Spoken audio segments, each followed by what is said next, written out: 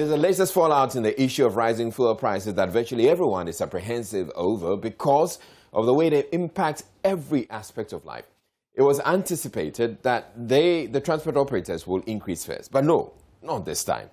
We want to find out why this approach.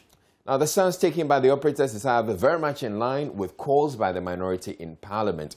We'll engage them on AM Talk and also speak with an analyst how feasible the call is.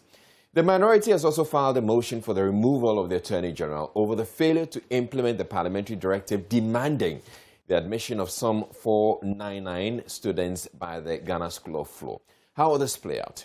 Do stay tuned in. And then courtesy EcoBank, the Pan-African Bank, we have another installment of AN Business. Today we'll take a look at how entrepreneurship is establishing Ghana's apparel industry as one of the most competitive in the world. We'll also look at the NSMQ pairings to see what the road to the final looks like. And then St. Monica's SHS is 75 years, and the past students will be here to tell us what to expect as they celebrate this anniversary. IB will be here with Showbiz. I'm Israelite. I'm ready to serve. And welcome to the AM News with me, Mapito Sibidi. Now, first story, Member of Parliament for KETA, Kwame Gakpe, is asking government to declare a state of emergency in areas affected by last Sunday's tidal waves. More than 3,000 people have been displaced after the waves swept through their homes, destroying properties worth thousands of Ghana cedis. Now, the National Disaster Management Organization has started the distribution of relief items to affected residents. Mr. Gakpe has been speaking on the floor of the House. There is nobody from Works and Housing official visited the victims. Interior Ministry, nobody from the office, the ministry, go there to see how the people are faring. But today, they have the temerity, the locus, to come and tell us that tidal waves have been there forever, before before this one, before I became MP. What is that? In fact, I'm highly disappointed in the leader for including that statement.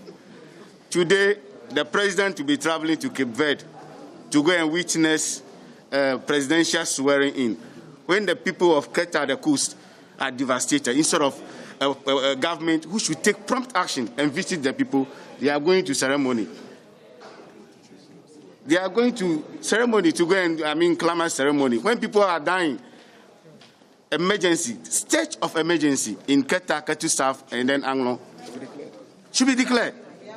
But here we are today. The relief items are supposed to be prompt and swift. Nothing is happening. And then we are raising these germane issues, and then you say that this has been happening long ago. This is not. In KETA, there are some communities like Keji Copper, for more than 40 years, they haven't experienced this before. But now it's happening.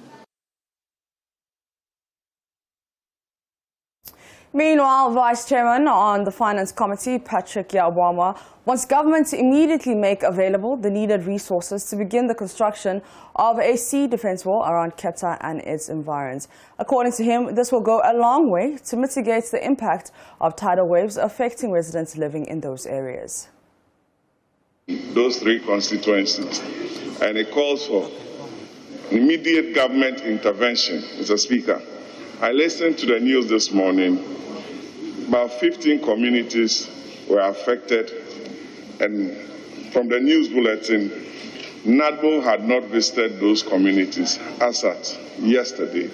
The tidal waves along the coastal belt, which is about 500 kilometers across this country, that is from the Anglo side of the country to Alubo, ought to be given the requisite attention, Mr. Speaker. I read today's Times and the graphic, and I read that the minister was making a pledge on behalf of government that government will have to raise funds to complete the 8 kilometers of coastal sea defense or coastal protection within that enclave. I know Amandi did the phase 1. And the phase 2 is about 8 kilometers, which has to be completed. So as a House, we call on government to take urgent steps to save life and property and to look for the money to protect the good people of this country who live along the coastal belt.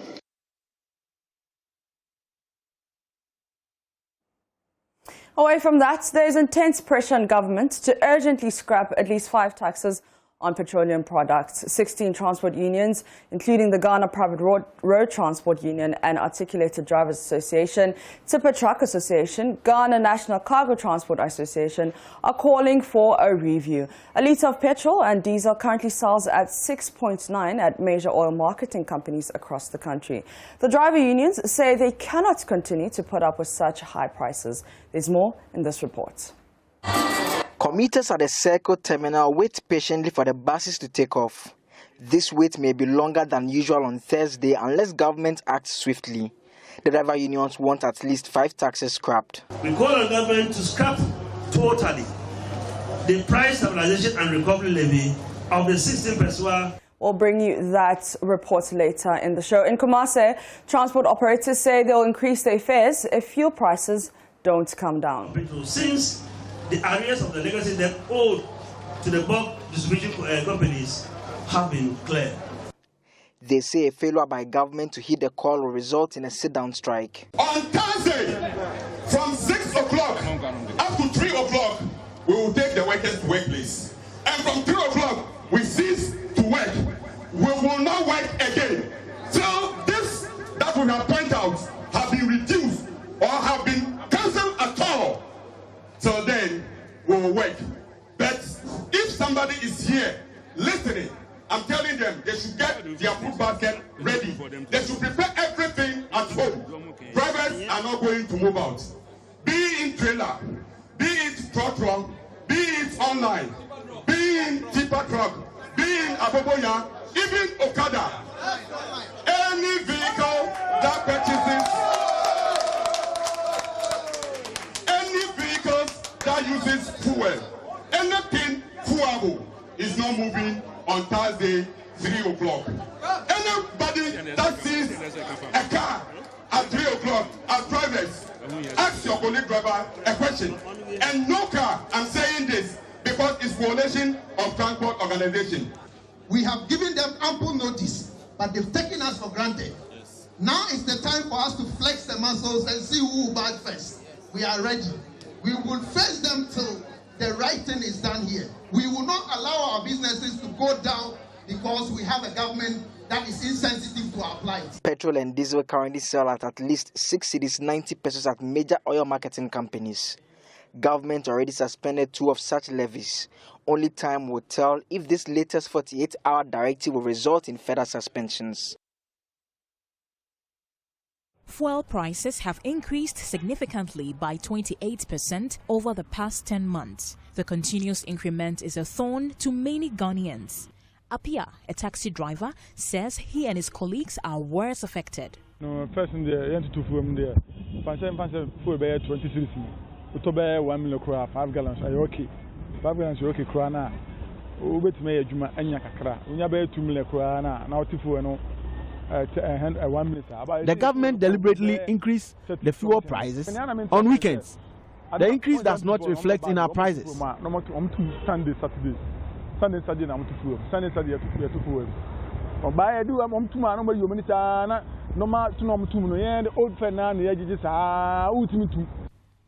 The price hikes in fuel has economically impacted negatively on businesses.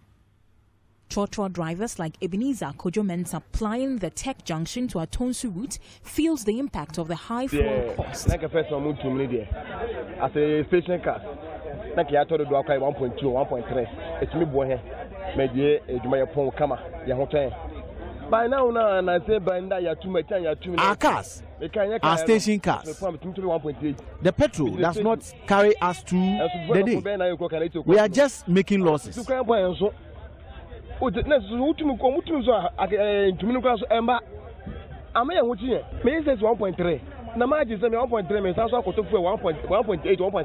A station master at Tech Junction, Wachi Yadom, wants the government to take urgent steps to bring down the fuel prices, and he is worried about the economic impacts of increasing transport fares. The reason why I have no. Anytime the price of diesel and fuel is increased, we fight among ourselves a lot. Because About the say, now, but I'm on to one of us in a phone, for any meeting for one. That's what we go. But in Bavania, sitting at Mona Lisa Frimpong reporting. Ya Asantewaa Senior High School's 2001 year group has started a program to assist students in choosing a professional route and develop their skills. It aims at reducing unemployment by directing the students towards relevant study areas. Nanaya Ojima has more. Members of the year group intend to regularly engage students in lectures on career choice and development. Mentoring programs will also be initiated for the students to access close relationships with established individuals in the area of choice. Organizing committee member Gifty Nyanobeko explains the initiative. We want to show the girls where to go for whatever chosen career they want to. We don't want to repeat the mistakes of the past where people get to certain positions, they don't want to take their younger generation with them. We want to hold the hands of the girls and carry them with us so that we can get to that position here. We can all say that, wow, yes, and our girls are doing well in their chosen field. So that's what we are doing this afternoon. And also just encouraging the girls to know that it's good to finish school and come back and give back. You know, when we're there, we didn't have that, so we want to do that for them today. The program has received endorsement from school authorities who believe such initiative is beneficial to the students. Felicia Amwa is headmistress. The first group I met, I told them that it is good that heads and schools are always expecting something from our old students. But personally, I would want them to discuss what you want the school to also do for you. What you think that a school can do, and you'll be proud that you are this year. And so it is still in a pipeline, and I want you to deliberate on that and let me know what you want the school and then on management to do for you. And so personally, I'm happy because they are now your direct role models. What it means is that you can even achieve higher than what they have achieved now because of free SHS. In celebration of their 20 years of completing senior high education, the group has renovated dining hall of the school, including provision of furniture. Street lights and the transmitter have also been secured through the Ministry of Energy. For Joy News, Nanaya Ojima, Kumasi. That's it for the AM News. For more news, you can log on to myjoyonline.com. My name is Mapito CBD. The AM show continues. I see a safer future.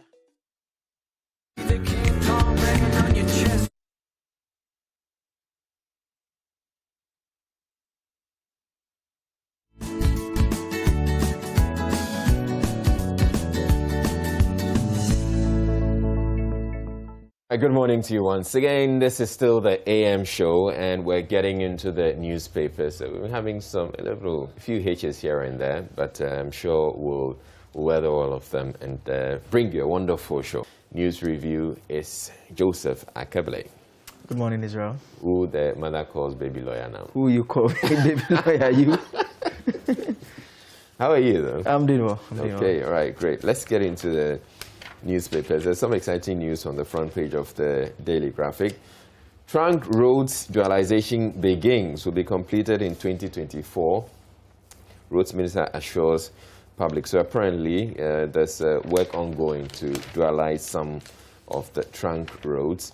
So there's a photo on the front page of the Daily Graphic. There's ongoing construction works at Kwafukrom along the Accra-Kumasi Highway. And they're saying that there's also work ongoing. He said currently the contractors were also working on the Accra-Kumasi, the Tema Aflao, the Tema Akosombo, the Accra Cape Coast, and the Fanko Kwafukrom Road. So many have complained that the failure to dualize most of these roads, which means that you have vehicles going against each other or driving opposite each other, is the cause of the many fatal accidents that we're having. And they explain that if you have two vehicles that are going by each side, where you have a median, so then the two lanes or the various lanes, those going and those coming, are separated. It's when there's a crash, then it means there's a vehicle that's going that you run into, or probably the vehicle that's parked that you run into. But if you're having them coming at each other, and they run into each other, the impact is a lot greater, and that's why we have a lot more of the fatalities. So that's the rationale by those who are saying that we should dualize the roads, so that the vehicles are not, should they happen to be engaged in a crash, they're not crashing against each other. So yes, government says, or the transport minister, the roads minister says that is happening. So that's one main story. And he says, I want all contractors working on the trunk roads to double up, even if it will mean working in the night, because that is what is being done all over the world. The government is also making efforts to release money to the various contractors. Mr. Amakwata said, we want to avoid the terrible accidents being experienced in the country, he stressed. The minister said road crashes could not be prevented completely. However, dualizing all trunk roads prevent head-on collisions, which are a major contributory factor to road fatalities in the country. Right. So we're making some headway there. But beyond all of that, I also would say that if we're not enforcing the road regulations, then we're still going to come to the same point. If the vehicles, someone is driving and they're tired, driver fatigue, it's going to still end up in road crashes and people will still die anyway. If we're not dealing with the motorcycles that are indisciplined, we'll still have all these issues. Okay, moving on. I'll bring you some African stories. 26 Nigerian school children killed in fire. That's tragic. Ethiopia risks descending into civil war. That's the UN warning that. And First National Bank warns consumers about new online fraud modus operandi. So that's here on page 9, and you may want to get a copy to read about that. But moving on, we go to page 16, $25 million to enroll 70,000 children in basic school. The story goes, providing education for marginalized children should not be seen as a charitable exercise, but rather tapping into the talent pool of all, which is very, very true. In politics, strategize to address unemployment challenges. That's Mahama, former President Mahama urging government. It reads, in the interest of national development, the government could tap into the 1 million jobs initiative in the National Democratic Congress manifesto for the 2020 elections. Okay. Samira Baumia urges action to combat climate change. So the wife of the Vice President, Mrs. Samira Baumia, has visited the Ghana Pavilion at the ongoing climate change conference in Glasgow, Scotland. And for those of you who may be thinking that climate change doesn't really affect us, if you were watching the show yesterday, it became abundantly clear that what is happening in KETA has to do with climate change and the fact that we're having sea levels rising because of global warming. So the polar caps are melting, and as a result, we're getting the sea levels rising. And once the sea levels rise, the places in our part of the world that are below sea level, they are going to be submerged because you're going to have the sea just fill up all those areas. Water, they say, will always find its level. And so the water will simply find its level if it rises. Okay, so let's be mindful about that. Now, don't violate human rights can depart to national security. We need a strong national security posture to ensure peace, security, and stability in the country. Right, so the Minister of National Security, Mr. Albert Kandapa, has said the need for a strong national security system should not be an excuse for the violation of the rights and freedoms of the people. Indeed, the national security has been accused many times of abusing people's rights, the rights of the citizens. So yeah, something that they need to check. In gender, 3 gender ministry boards inaugurated, and the 18-member Human Trafficking Board is to combat human trafficking and its related issues. Then in regional, MPA climaxes Consumer Week celebration in Ho. Enforcement needed to build sustainable cities. The Ghana Institute of Planners has identified the weak enforcement of legislation on the built environment as the greatest threat to building sustainable cities in Ghana and Africa. WHO advocates safety of health workers. There's a special pullout on the manufacturing sector in Ghana. It says the manufacturing sector catalyst for economic transformation. So yeah, you can have that. It's in the daily graphic. It features some companies such as Fabri Metal, says a leading manufacturer of steel in Ghana. Politan Ghana, decades of unparalleled leadership in manufacturing. And then accurate measurement essential for industrial growth is all here. Professor Dodo, the Director General of the Ghana Standards Authority, is saying that. And then on page 25, cybercrime experts gather in Accra. And yeah, I was there. I was there at the. It's yeah, one of the cybercrime experts. Okay, no, I'm not. Okay, I'm just trying to. You know how you said the cybercrime experts gather in Accra. Yeah, gather in Accra. You continue to say I was there. I was there as a moderator. Okay. So, yeah, and it's ongoing today as well. So I'm just looking at the photographs. So one of my issues I've been having with photographs that are taking group photographs is that sometimes they take the photographs and some people are looking elsewhere. So I've been talking about it. So yesterday when they were taking the photograph, I took special interest and I told them that hold it, look into one camera. Okay. And I think it's not so bad. Yeah, I think it came out good. You're trying to locate yourself, eh? No, I didn't take the photo. I just coordinated the photo taking. So yeah, it's happening at Coconut Grove Regency. Okay, we go to page 26. Investigations. Court begins process to garnish Eurojet accounts. And the $8 million judgment debt represents outstanding balance owed by Eurojet, the Invest SA, to Top International Engineering Limited for projects executed by the latter for the former, as well as interest on the amount. And then release phones of Shatawale others. Court directs prosecution. I was actually wondering why the police would still be holding on to the phones after, such a. It's the nature of the crime. I mean, it makes sense why they would have taken it initially, and I'm sure in arguing for it to be released. I can understand when they take it initially. Initially, yeah. But holding on to it that long. Yes, and I don't know the facts of this particular matter. So I don't even know whether they even got a warrant, because they need a warrant to even go through the phone, among other things. And especially this particular crime is of the nature that took place virtually on the phone. And so, I mean, obviously, once the court has asked that they release it, it's presupposed that they would have taken whatever they need already in terms of exhibits by way of the updates that were done from those particular phones. And so it really does not serve any useful purpose for them to continue to hold on to the phone. All right.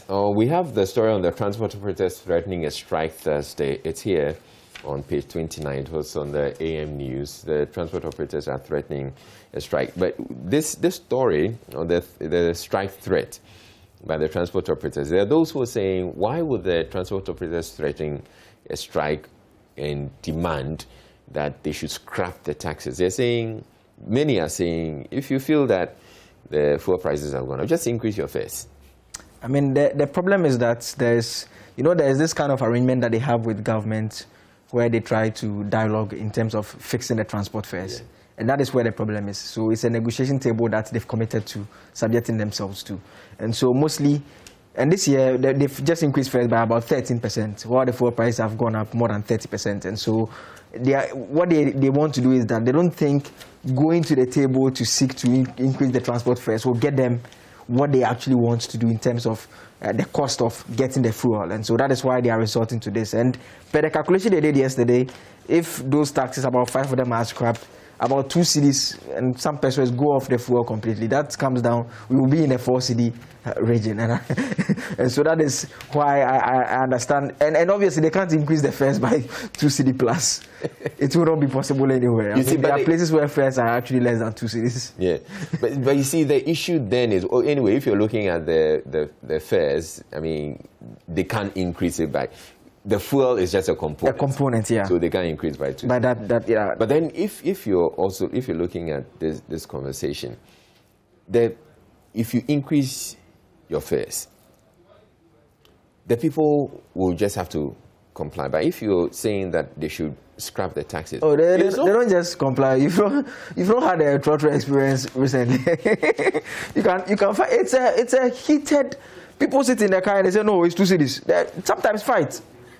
It's a very difficult thing to enforce. Initially, I can understand that when they increase the first. In fact, the people mostly want to hear it on the radio that government has approved that it's been increased. Before even that one, they will listen to the percentage and they want to calculate it. So compare that one to someone who has a private car who is picking someone and telling the person that, look, this is how much I want to increase the fare. Even how about the online drivers who are also part of this? The Ubers, they're also part of this. And the rest. I mean, the distance will still be 5 cities anyways. So unless they get the buy-in officially and something happens to the fuel. Is it realistic to expect that the taxes are going to be scrapped? I mean, within 2 days, no, it's not realistic. But I think no, even within 2 days. Look, government depends heavily on these fuel taxes, and it's. I mean, I can't imagine. But they depend. It's because of the failure to broaden the tax net, like we've been talking about all the time. That is why they tend to impose a lot of taxes on the very easy ones. Fuel is very easy. Everyone will buy fuel, so it only makes sense. That's a very lazy approach, actually. Very lazy, actually. I mean, it's the easiest. You put a lot of taxes on it. Because the argument the drivers were making yesterday, it made a lot of sense. I mean, like sanitation levy, for instance. The refuse at my home, when they come and pick it, I pay for it. So why am I supposed to pay a levy for that? You don't need to pay a levy. This energy debts, the debts we are told they've been cleared all over the place. We are still taking the money anyways. Yeah. So we don't need all those things. And so that is how their impact on government will be huge. But the citizens are really, really suffering. I mean, your disposable income has reduced tremendously just because the fuel prices keep going up. And that is why they believe that it's high time that they do something about it, because salaries are not going to go up. The fuel price goes up, your salary will be around the same place. If you are lucky, government will increase it crazy. If you are in the private sector to your employer, if you are lucky, they will increase it small. It will never catch up with it. But I mean, government needs to step in because it affects productivity generally. Because people don't have a lot of money to even spend in the system because they are spending a lot on one sector, just buying fuel, and government getting the money. I mean, all right. In business, NIC assesses recapitalization plans of insurance firms, and Vodafone wins 2 major laurels at CIMG Awards. Let's quickly look at the rest of the stories that we have. GIPC engages stakeholders on SDGs. African Art Gallery opens in Dubai, and stars off to Joburg for Ethiopia clash. And on the back page, Volta communities recovering from tidal waves and 2 rail projects on course. So yes, the Volta communities were ravaged by the tidal waves. They are actually, well, the waters have receded, so the situation is a lot better than it was a couple of days ago. All right, that will be it for the Daily Graphic. I'll do the Daily Guide now. The front page has this story about EC, our target in 2024. That is according to John Dramani Mahama. And MPs in dogfight over tidal waves is also on the front page. Ghana signs MOU with Italian groups is another story that is being reported here. And the other stories on the back page has the story about Newcastle getting a new manager. Paul Pogba is out till next year. Stars storm South Africa. Unfortunately, he's injured. And we are told that he sustained a thigh injury on international duty with France. And so he'll be out between 6 and 8 weeks. That's going to worsen the situation of Man U. Yeah. It helps those who believe in the agenda that the coach should be sacked. They are weaker. And meanwhile, Xavi hits the ground running, sacks Koeman's men. That is the news from Barcelona, replacing the physio department. I mean, you can't have a club team where you have 11 players injured at the same time. Okay. So, right. Especially a lot of them, they got injured at the start of the season. In fact, Dembele was injured for many months.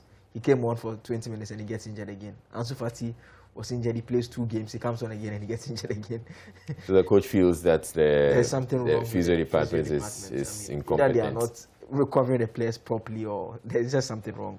Including those who even handle their gyms, they've all been asked to step away. Interesting. Some other stories, page 14. I guess there's a familiar face.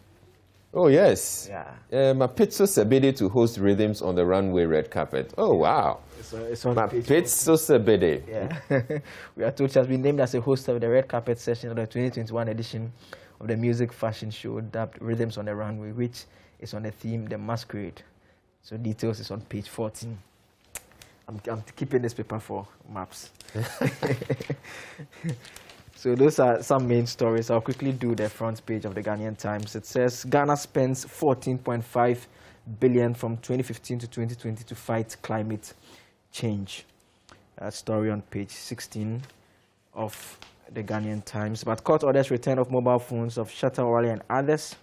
And the Catholic bishops express concern about waste misapplication of countries' resources is also on page 17. I'll share a bit of that with you. But the back page says government will fix roads. That's according to the roads minister. And it's from that bit about the dualization of some portions of the road. Agriculture to showcase projects and achievements is another story on the back page. But page 16 says that Ghana spent 14.5 billion on various climate change interventions across the country from 2015 to 2020. The amount which is from the national budget represents 3.94% of the country's total expenditure. That is according to Principal Economics Officer at the Ministry of Finance, Foster Abuaji Jimfi. So he made a presentation at a program on the sidelines of the COP26. He said the money was spent by the ministries, departments, and agencies on various climate change activities. I'm still looking for the specific activities. We are told that there was a bit about so Ministry of Sanitation, Water Resources, Gender, Children and Social Protection. They spent a bit on technology, innovation, and committed about 30% of their total expenditure to, yet again, climate change activities. Agric and food security, according to him, attracted the highest allocation since 2015. And so, I mean, I'm just looking for a direct activity that accounted for that, but it's just activities being... Yeah, but it's curious. So what, 14.51 billion cedis from 2015 to 2020.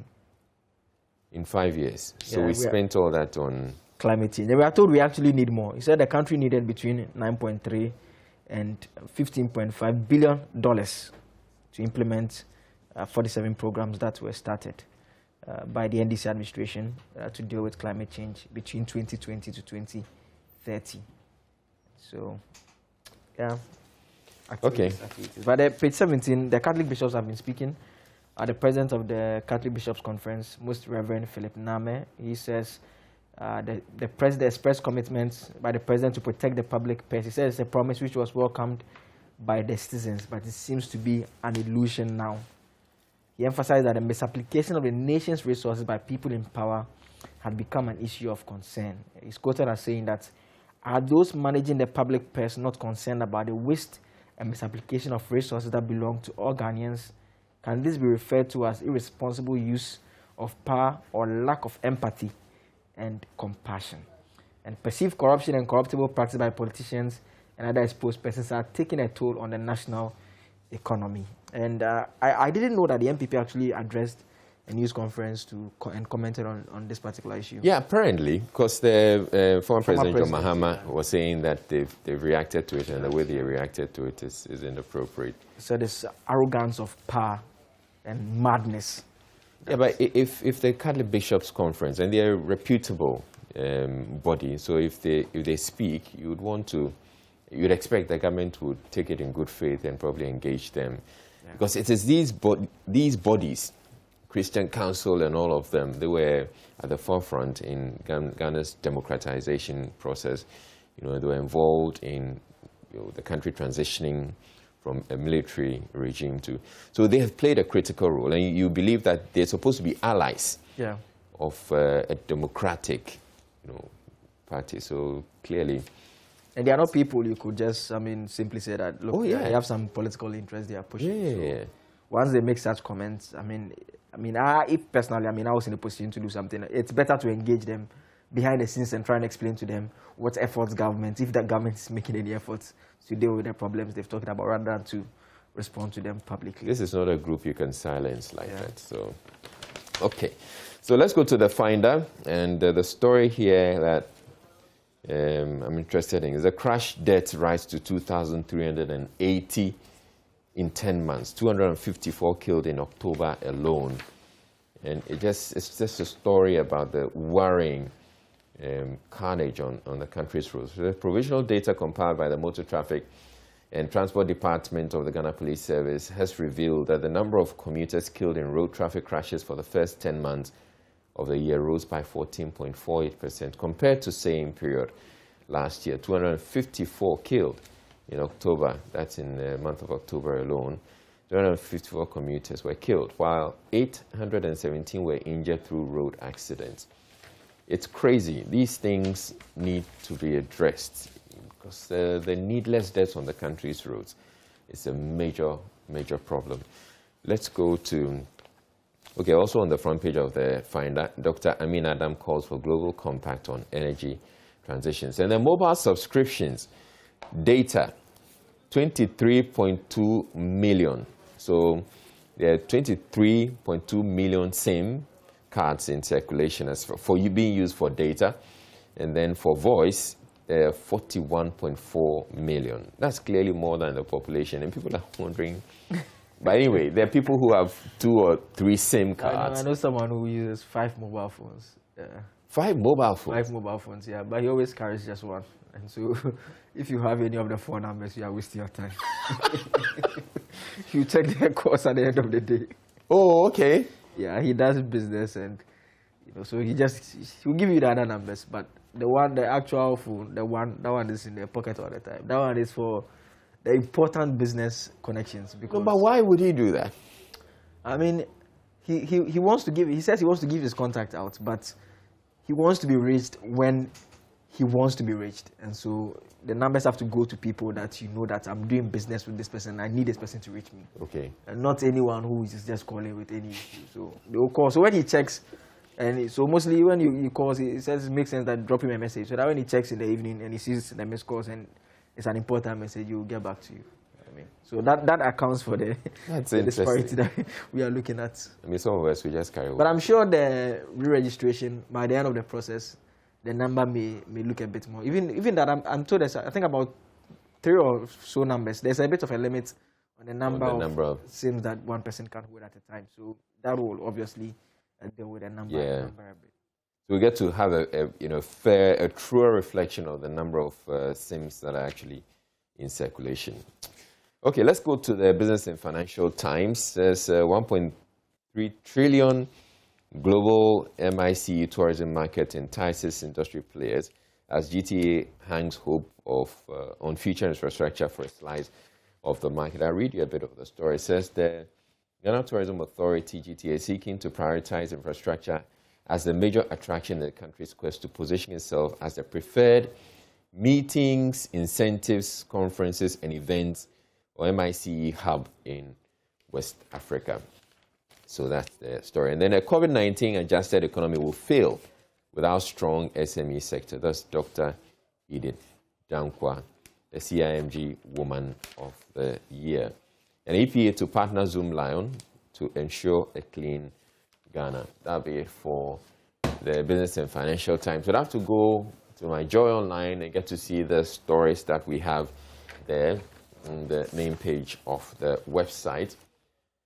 So if you can get my Joy Online, otherwise we can also look at the dailies as my Joy Online comes up. You can look at the front page of the Daily Dispatch quickly.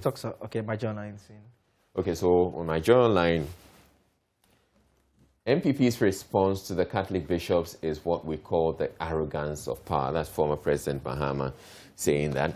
And then scrap taxes to reduce fuel in 48 hours, or we will draw our services on Thursday. That's the 16 driver unions. And I found it interesting the way they intend to go about it. They said they will send the workers to work in the morning, and then 3 p.m. they'll close. So then the workers will be stranded in the offices. Now, more than 200 homes destroyed in Volta region by tidal waves. That's NADMO saying that. NDC petitions IGP to probe extra ballot paper printing in 2020 election. Rotting Biheco, a ticking time bomb. Minority wants AG removed over 499 law students' admission issues. And Ghana Meteo warns of thunderstorms from late afternoon into the night. And government does not seem to know the level of poverty in Ghana. Catholic Bishops' Conference. The Catholic Bishops' Conference are being on a roll and ranting. I mean, essentially, they're speaking their minds. And I'm sure government is not very comfortable with that. KETA South MCE explains NADMO's delay in providing relief items to victims of tidal waves. So those are the stories on the front page on the main page of My Joy Online. You can get to My Joy Online and read a lot more about that. But coming up on the AM show, yes, we'll be talking a bit more about the law students issues. And the minority apparently has filed some motion in Parliament and seeking the removal of the Attorney General because they said because of the failure to comply with the parliamentary directive that the 499 students should be admitted. We'll be looking at that. We'll also be looking at the fuel price issues and the threat by the transport operators. So do stay tuned in. But thank you very much, Joseph Ekaple, for joining us for the news review. Thanks for having me. I wish you a wonderful day. So we're taking a break to bring you sports. Do stay tuned in. This is the AM Show.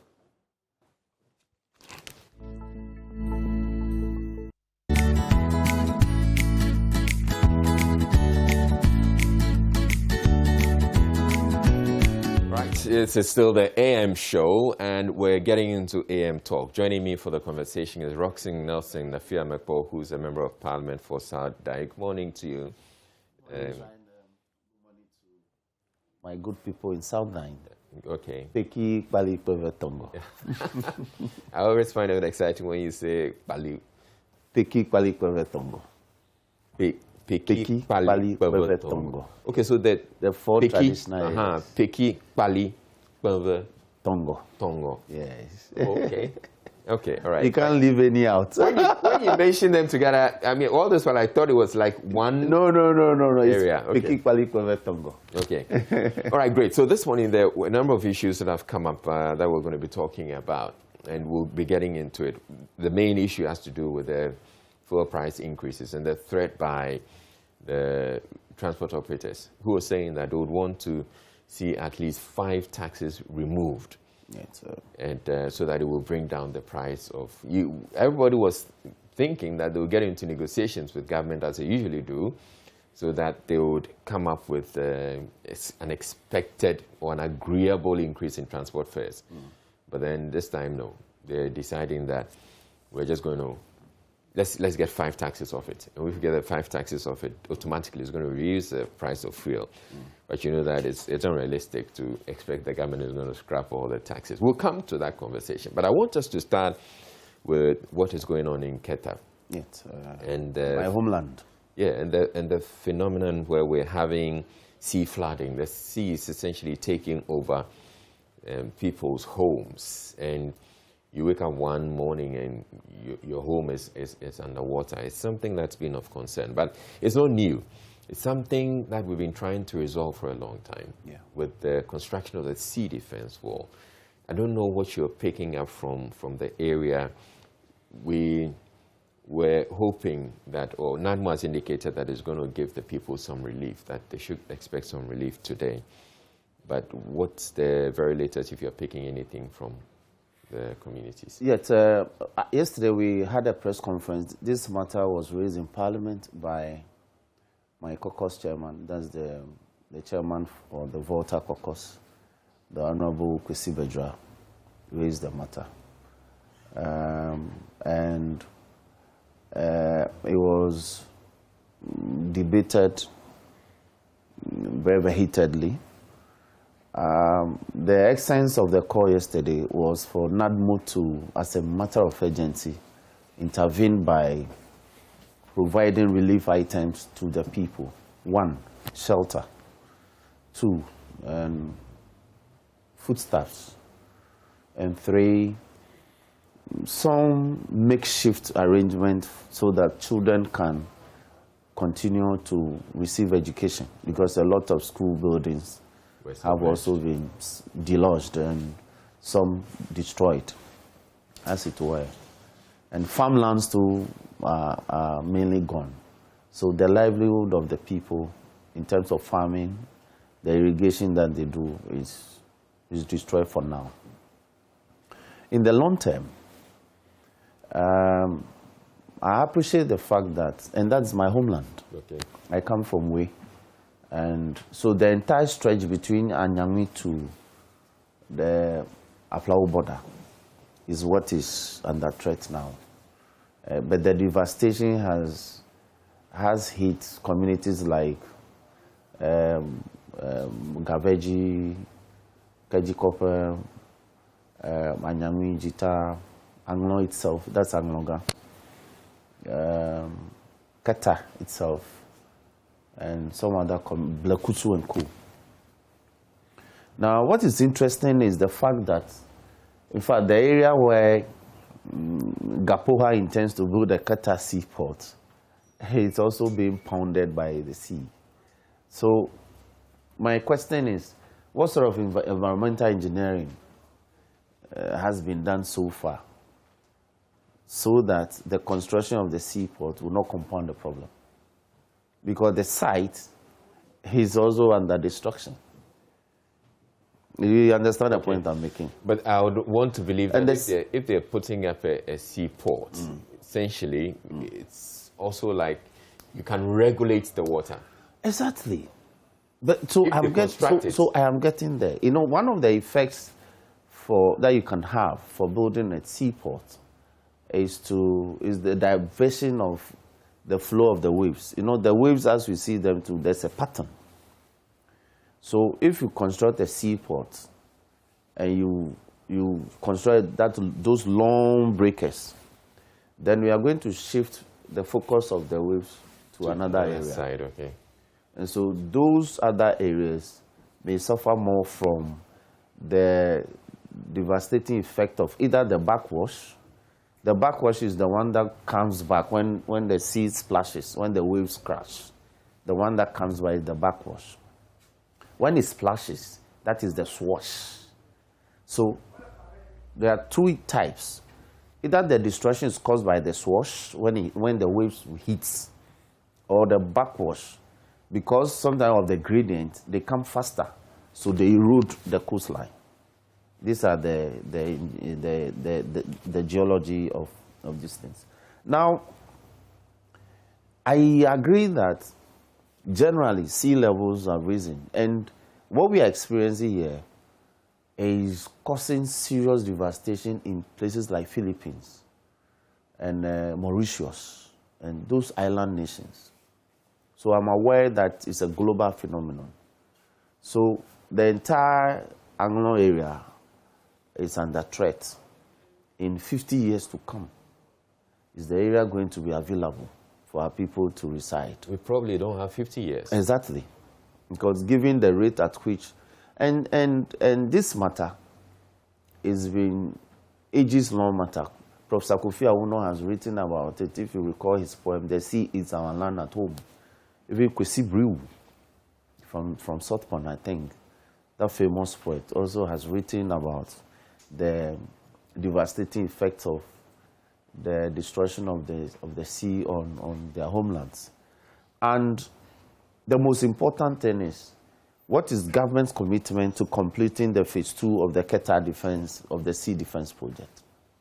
As we speak, the entire coastline of Ghana is being devastated by this phenomenon. It's not Anglo alone.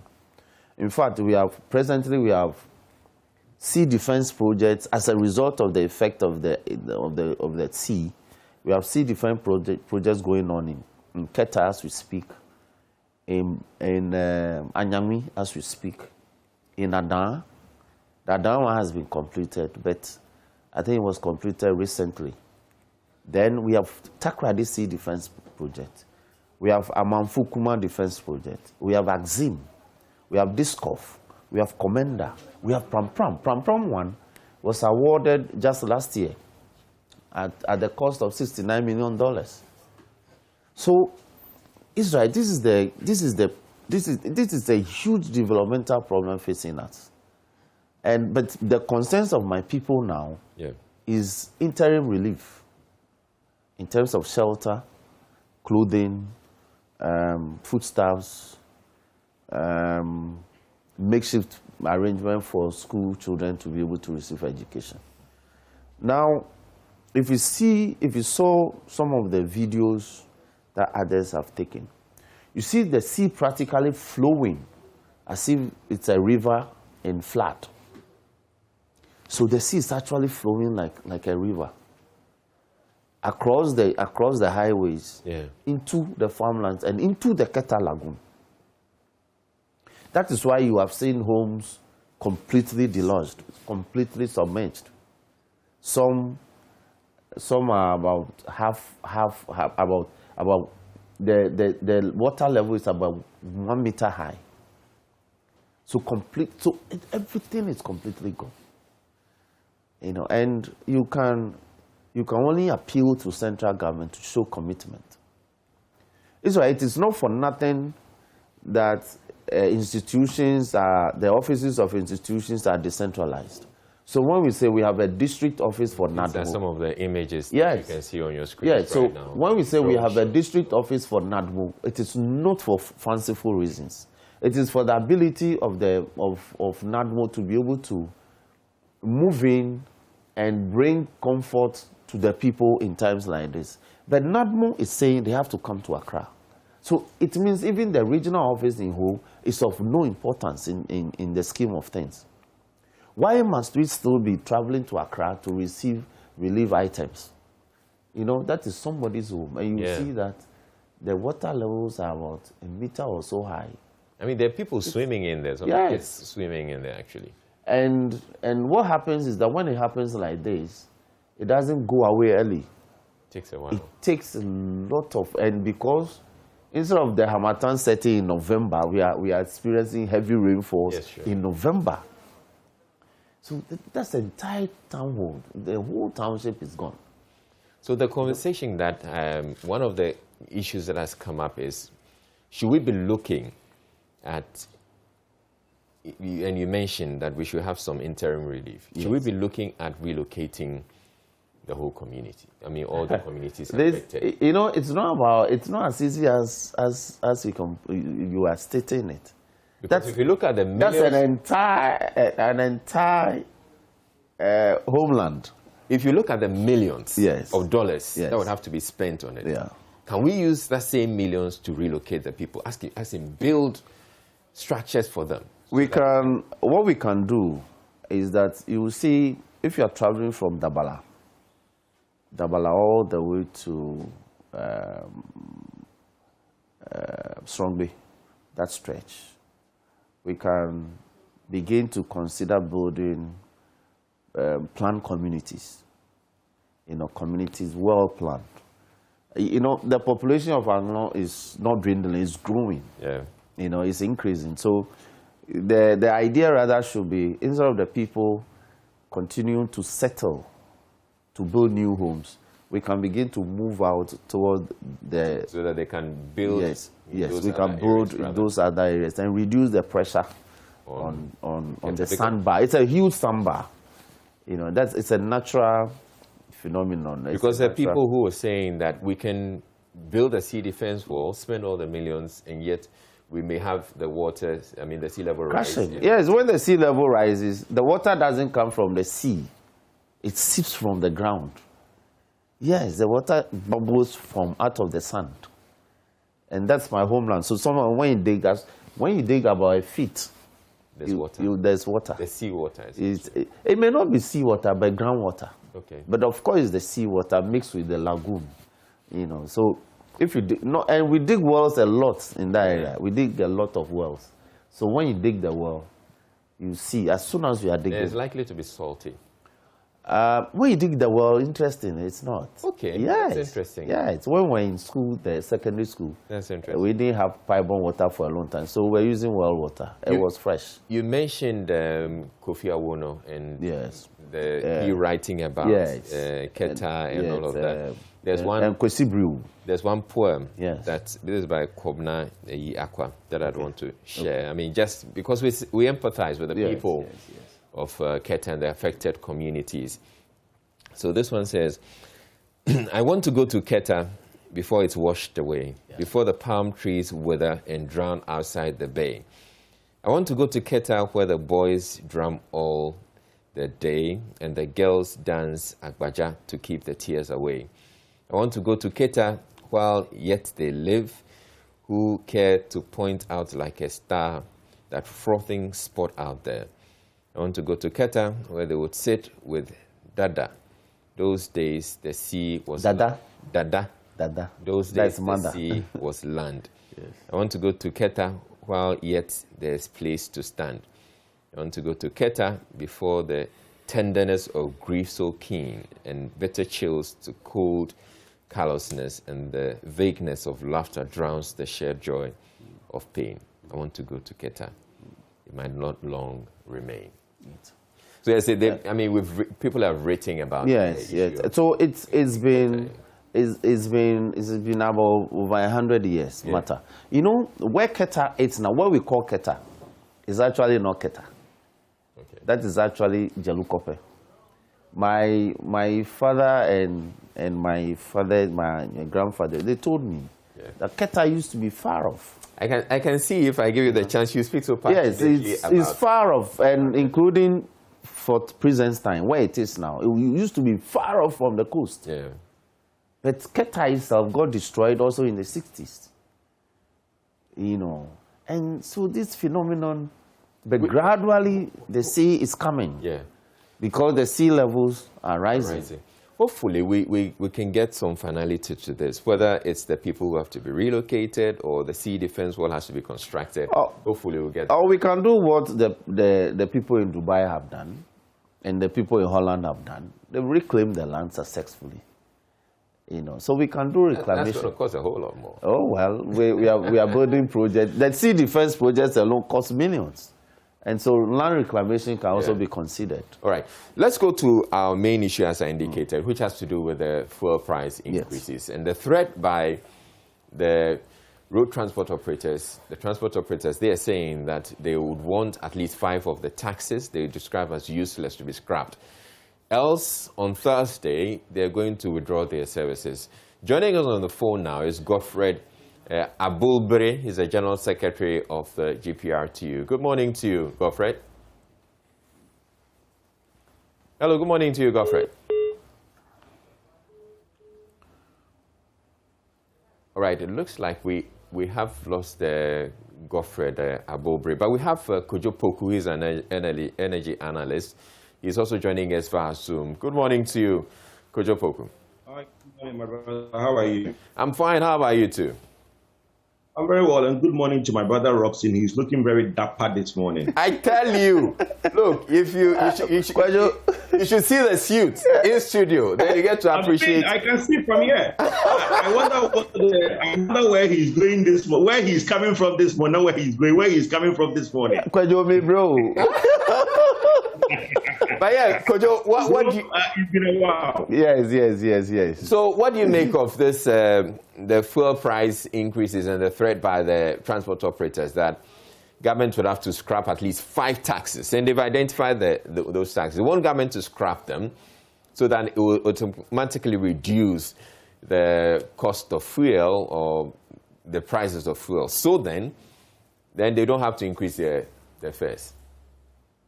Well, I think the call is misplaced. Government cannot scrap those taxes they talk of.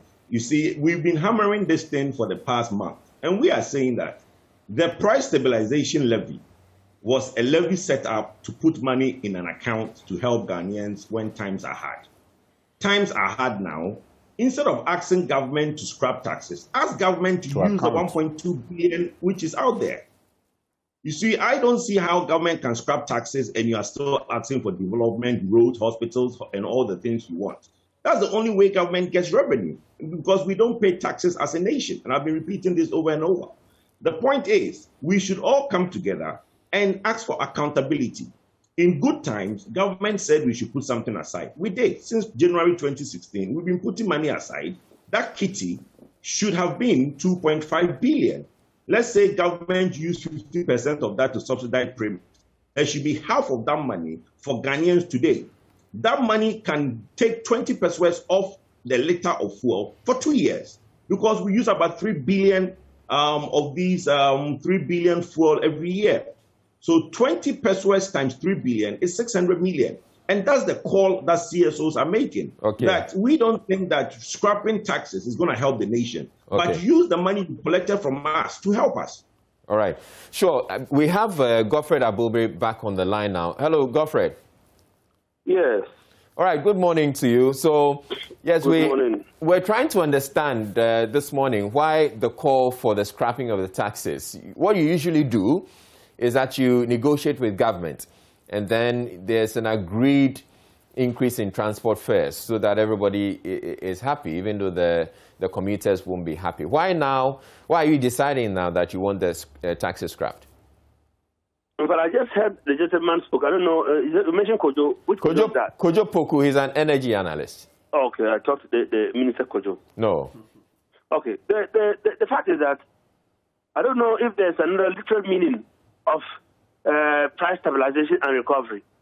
If the price stabilization and recovery per itself doesn't mean that when the prices are going high, tax funds should be used to stabilize it. If that's the literal meaning, I don't know. But for now, what we think is that if that levy is there, and then if you read all the 5 or even the 13 levies, some of them are like a duplication or repetition of the other. And then we see that it is the tax component element that has risen the fuel price high. So directly from the operators, if we say that fine, we are going for lower fare negotiation or increment, that means that we are just shifting out the whole burden to the traveling public. That is why this time around we have taken this approach.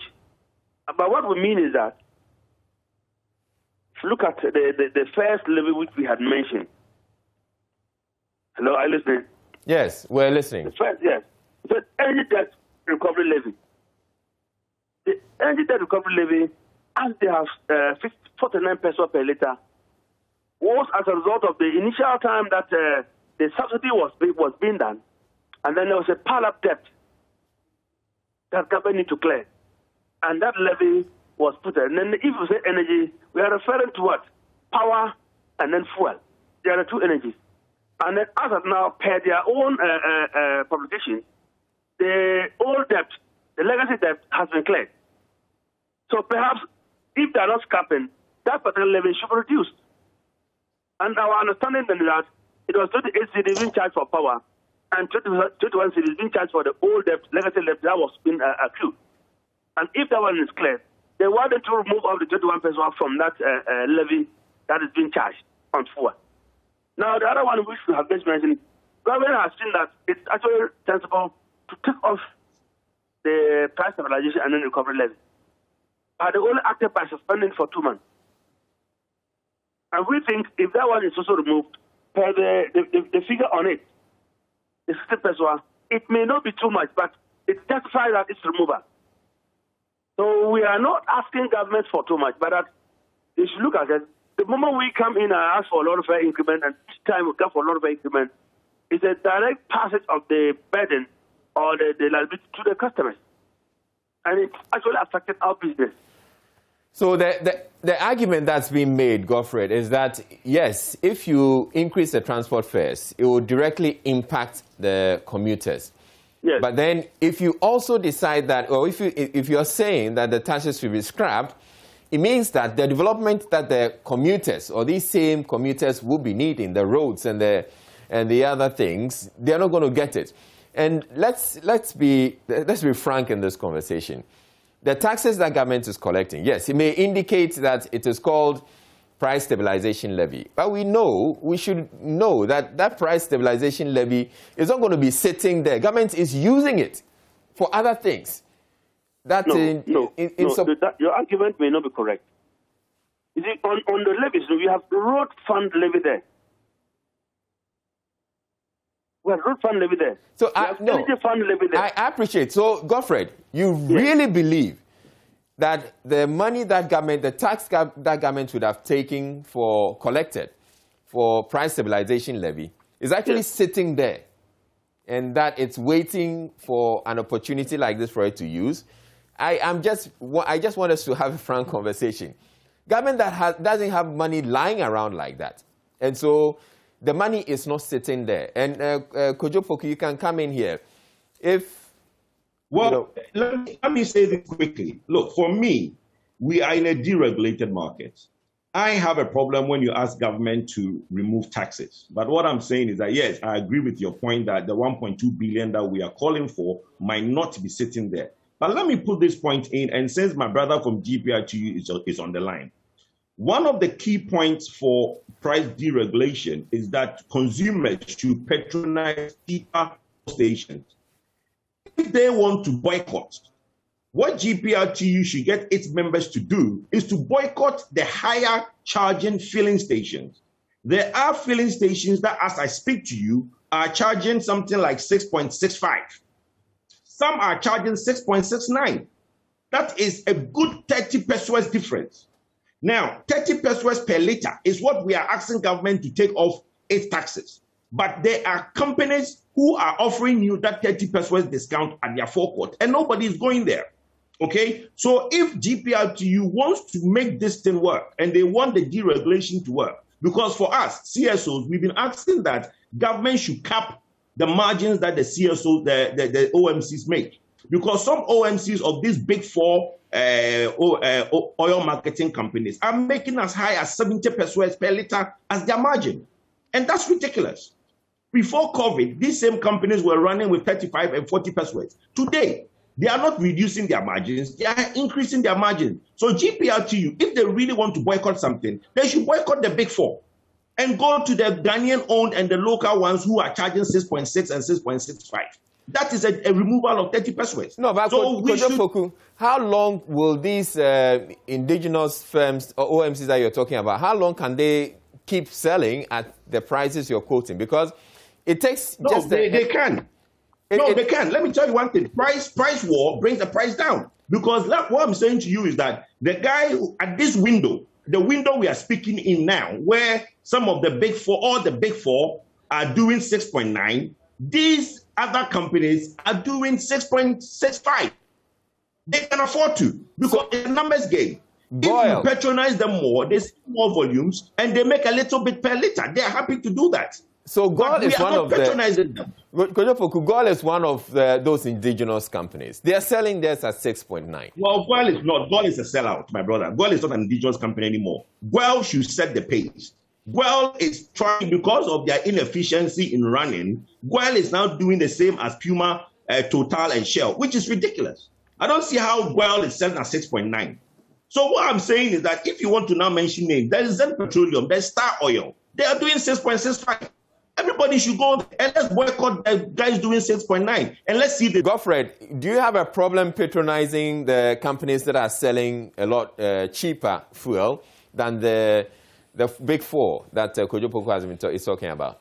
You see, I don't know whether Kojo has gotten the evidence of buying from those ones and seeing the quantity that has been filled to their tank. We ever mentioned that. The other problem that we are facing is that there is no direct provision to the pump as to whether the margin that the price they have quoted is what they pump out to the consumers.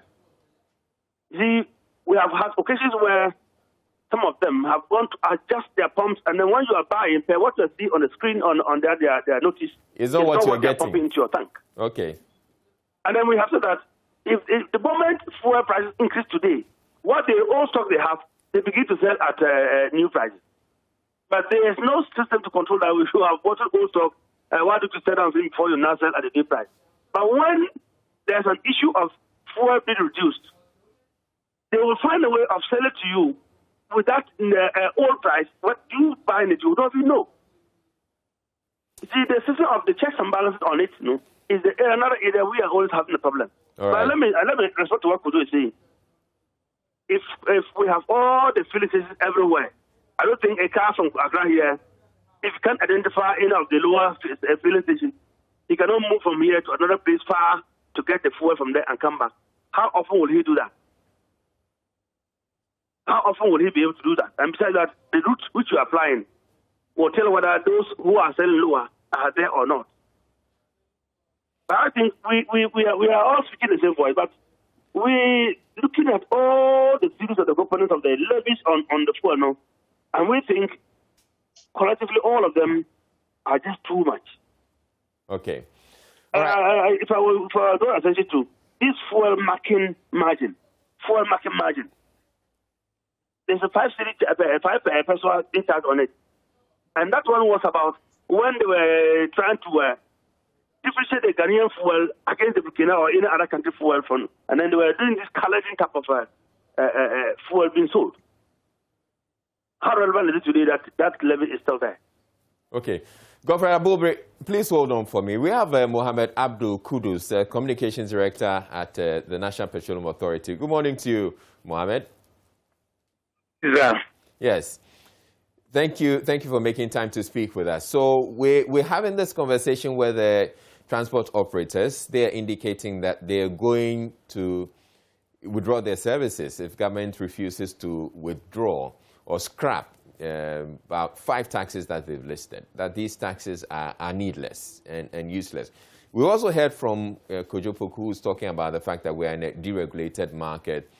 And we've also had the conversation about some of the taxes that are supposed to cushion, so the price stabilization levy. Why is it not being applied? These are questions that have come up. What do you say to that? Thank you very much. Let me say good morning to you. Good morning to the people you have on the line. Good morning to those who are listening and watching you this morning. Okay, so first of all, a quick one. I'm the communications manager. Okay. I report to a director so that it doesn't appear I'm in a competition with my boss.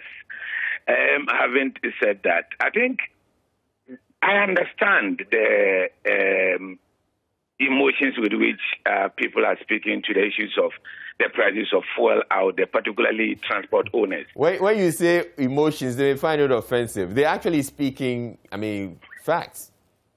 Oh, I did not say that to on the negative note, because I've had even my wife, call me and speak very emotively about the subject, and that is the angle from which I'm coming. We're all consumers of it.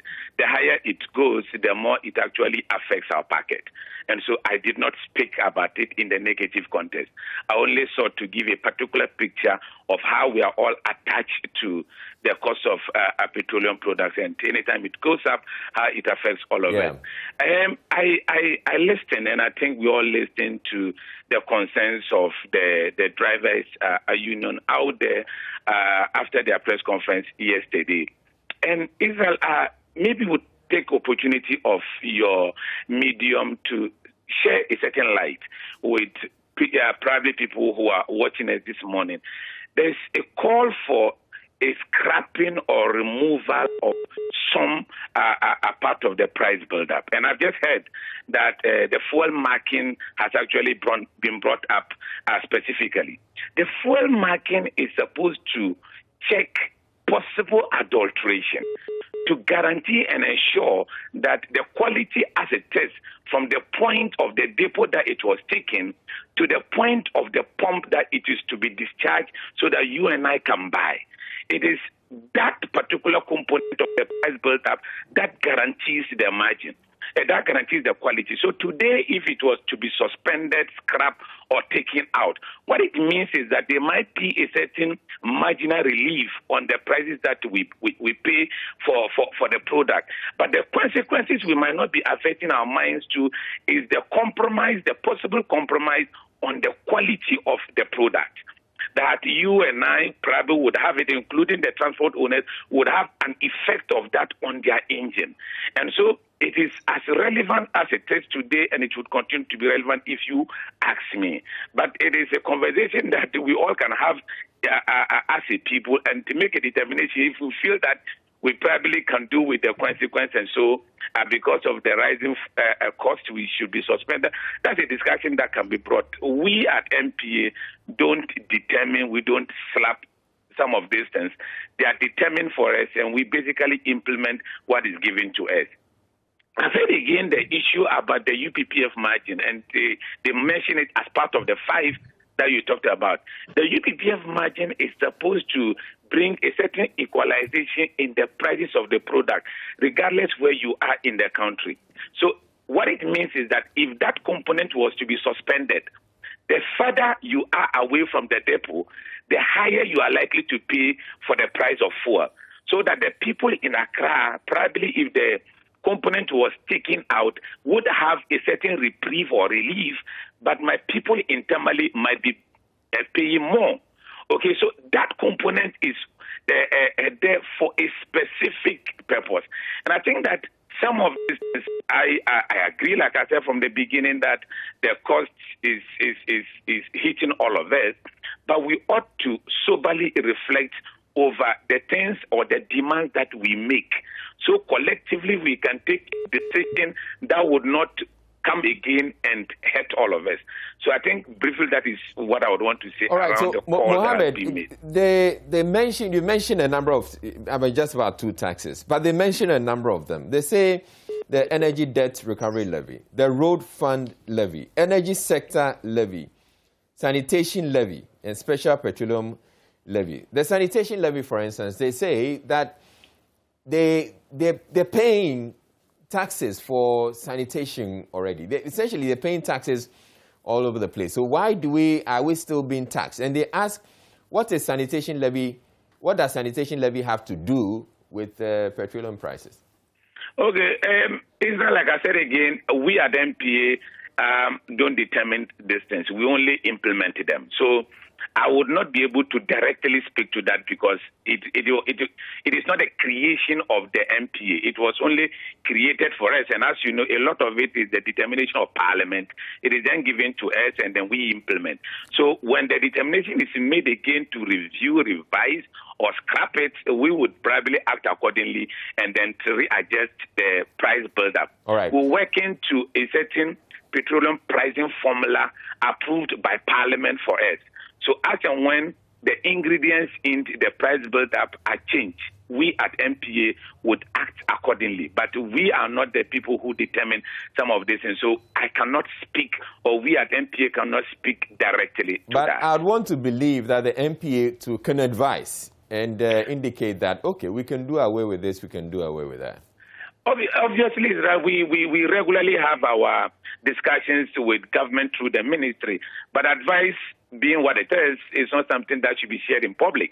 Okay, it is an advice that we give, we share in our communications, and the determinations would be made. Ultimately, the decision lies with the ministry and government, and not the MPA. So, as you put it, it's an advice, and I'm not sure it is proper that advice so shared in private should actually be brought to the public. All right, thank you very much, Mohammed Abdul Kudus. He's a communications manager at the National Petroleum Authority. Okay, before you go, Roxing has a point to make. Hello, Rox.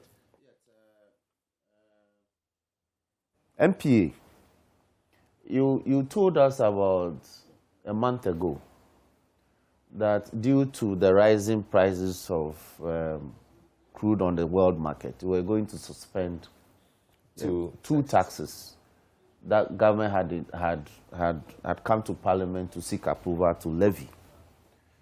Now, I raised the issue of constitutionality of that declaration because, indeed, if you look at the constitutional provisions clearly, you still needed to come to Parliament, even though we are giving you the power to do that. You still will have to come for prior approval.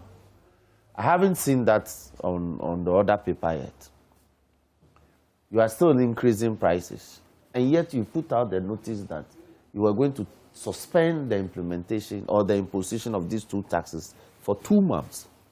We've entered the 2nd month since the declaration. That policy is not working.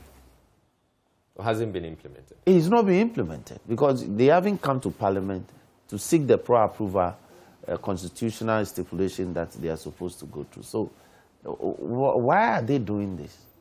You are not able to implement a policy. You put out a notice that you do that. The people are in anticipation of that. That will bring them some comfort.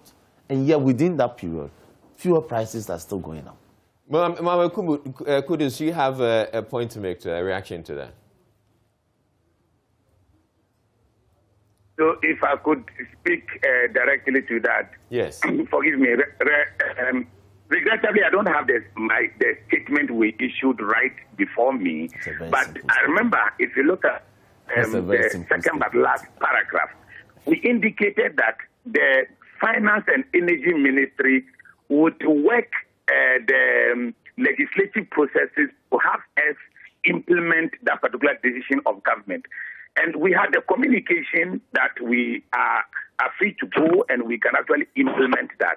And so from 1st November, okay, the price build-up is minus the price stabilization and recovery levy. So today what we are paying is, for petrol, for example, is less 16 pesos per liter. So if the price build-up had included the price stabilization levy, what we are paying for the petrol we are buying at the pump today would have been up by 16 more pesos. But the 16 more pesos have actually been taken out, and we've implemented that from 1st November, that would end the end of December as directed by the ministry. So it is actually enforced, and we are implementing that. So they're indicating that it has been scrapped. Can I ask a question, please? Yeah, Kojo. So is the gentleman saying that MPA is perpetuating an illegality? Because from what we were told, it was supposed to be passed in Parliament before the effect. Parliamentary approval. So if the effect has taken place, is he saying that MPA is perpetuating an illegality? Mohammed, please. Israel, I heard Kojo. I think that I was with Kojo in your studios when we spoke about this. Like I said, and I would want to repeat myself, that we indicated in the statement that the would work to give us the all clear, implement that. We have seen the communication to go ahead. The presumption now is that leg of the process was completed, and we as MP have been called to implement, and we are doing exactly that. So I don't know where the illegality allegation. Let me read the Constitution for him to listen.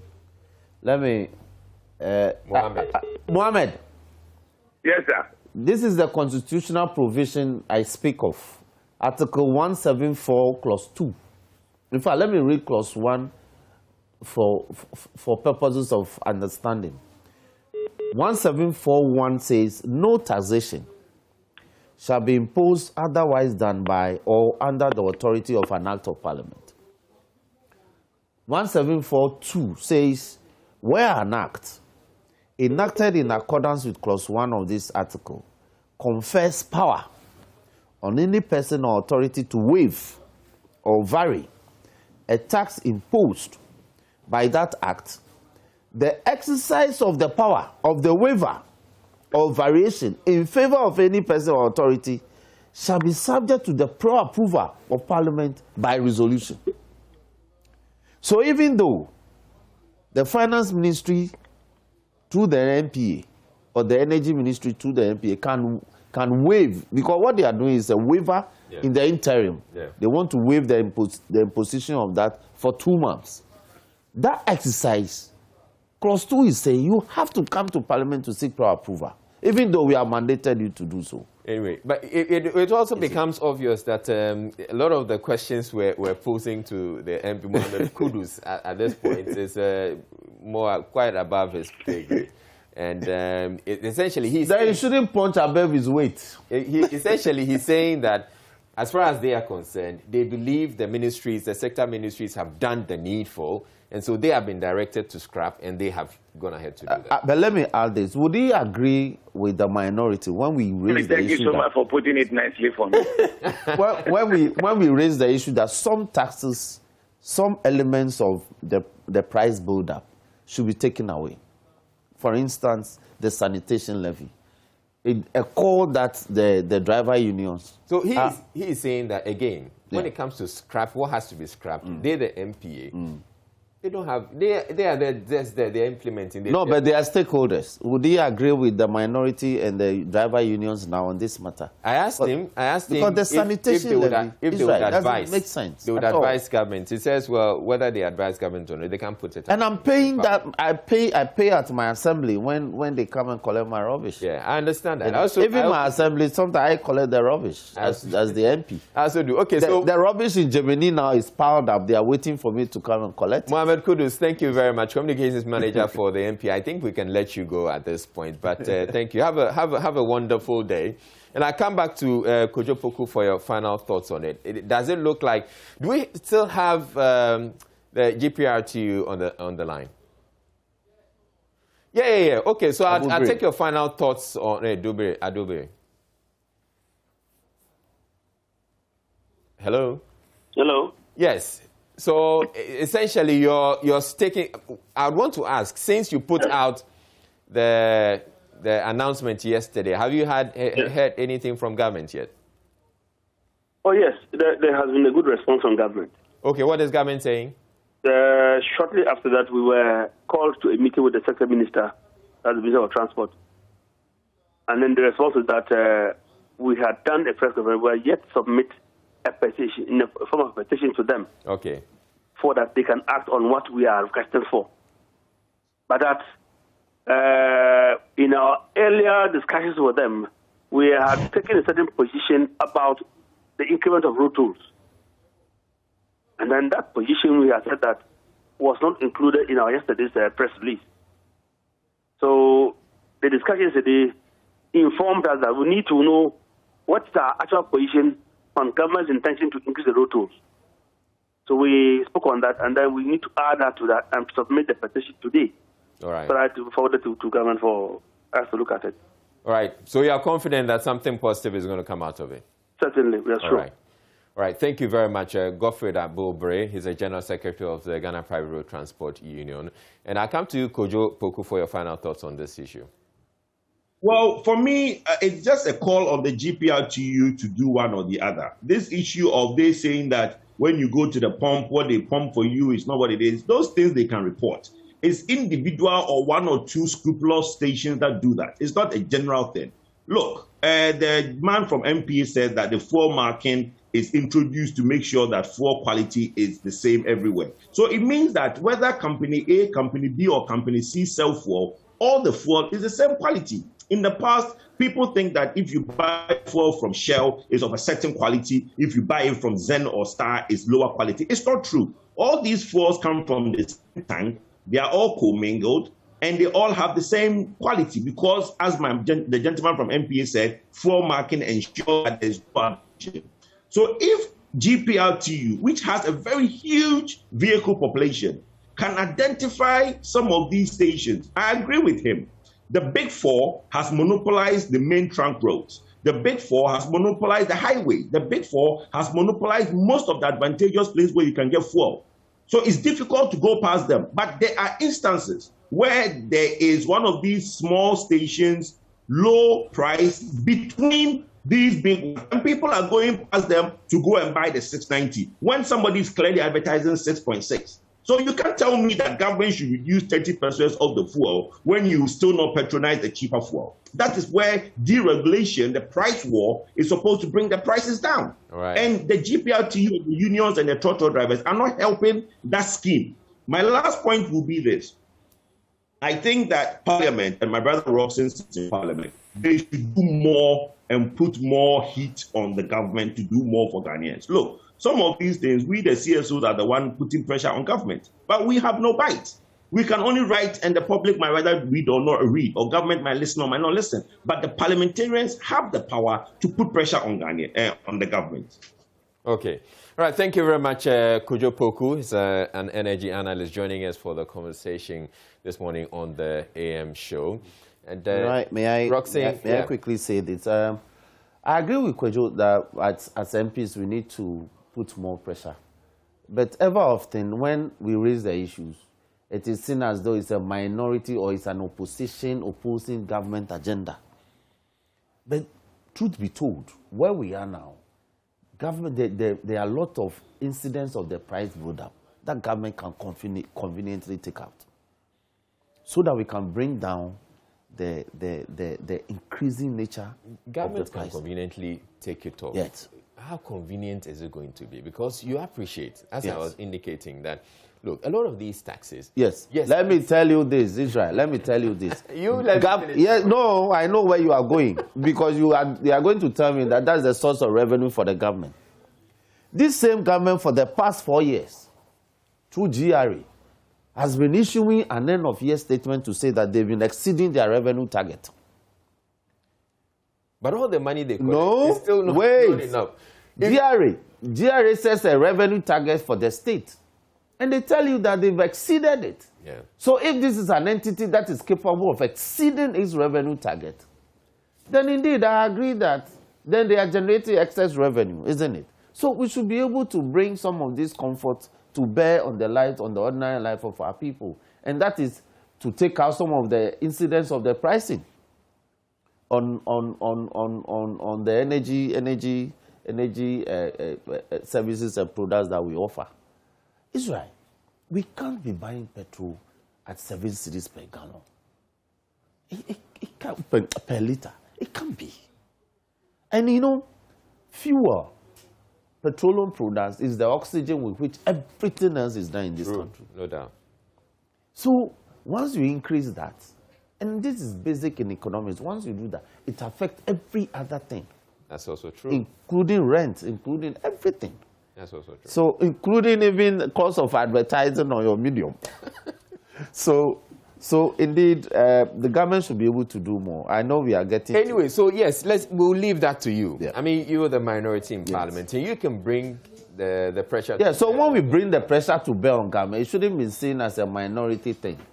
It should be seen as as the people speaking. At this point, for the people as the elected representatives. At this point, it's not seen as a minority thing because the CSOs are backing. That's why I'm happy that Kwejo is backing us to do more, to bring more pressure to bear. Yeah. And so I'm only encouraging that next time when others criticizing us, others criticize us for doing so, you should be able to add his voice in support of that. And then one last thing. Yesterday, the NDC, we've lodged a formal complaint to the CID. Okay. To the CID regarding the issues of the over 1 million ballots that have been printed. We were challenged by the Electoral Commission to bring the evidence. We have.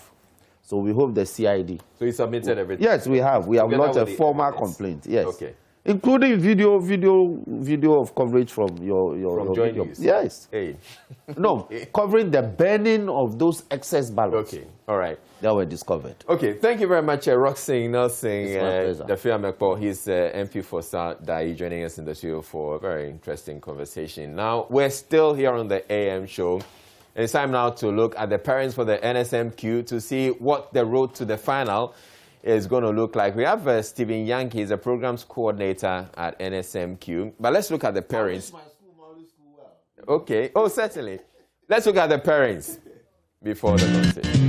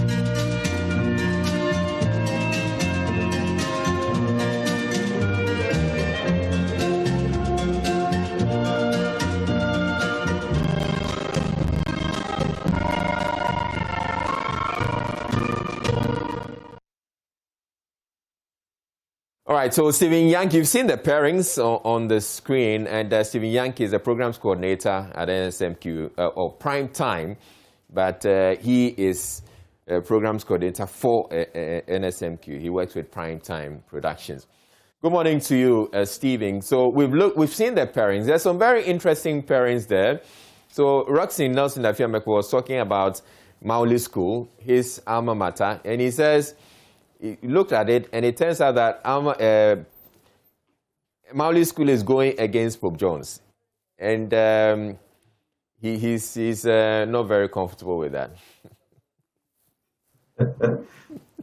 Yeah, I mean, if you go through the 27 fixtures we have for the 1A stage this year, there are some very exciting contests lined up. And the Pope John Mauli School and Our Lady of Mount Carmel Girls contest is just one of the many keen contests that we have coming up from the 15th to the 18th. And I will also complain about Accra Academy and Okwapman School being put together. I mean, these are my two schools. So why are you putting them together? So one of them has to drop out. Well, Israel, two schools in each of the contests will drop out. So there are some contests where you have two very good schools, or all three schools are really good. We would have allowed for all of them to go further in the competition. But, you know, that is the beauty of the ballot.